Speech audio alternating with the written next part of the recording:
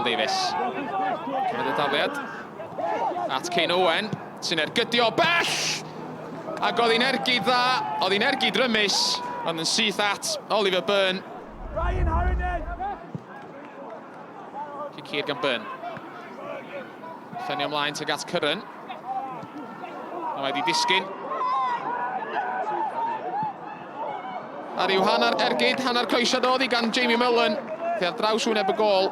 Yn bosib na hynna dy'r agosa. Mae'r tîm cartref wedi dod at gol hyd yma. Miles Davies. Codi'r bêl rydd. Yn ei tharo'n hir tuag at Snaith. Snaith yn eithon ni lawr at Clutton! A nath yr eilydd ddim cweit i dalu fel sa fod i gobeithio. Mewn i'r amser am anafiadau. Cei Connah sy'n cymryd y gic dros y wal! Arbediad da gan Byrne. A reit ar y diwedd. Hwna dy'r agosa, mae'r ymwelwyr wedi dod drwy'r pnawn. Cei Connah, gic gornel o at y post yn agosa'n cael ei tharo allan. A mae yna gyfle i Miles Davies, daro'r bêl nôl i mewn, mae'n gwneud hynny. Y peniad!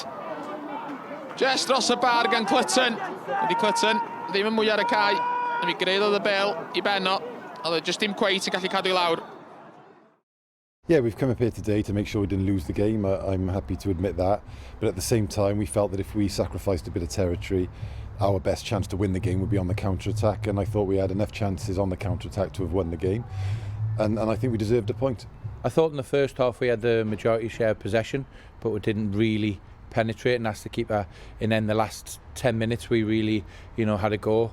And then obviously right at the end, Kane's had a free kick. So I think, looking at it, if I'm being honest, reflecting on it, I don't think either team deserved the 3 points. And I think it was, defence has come out on top.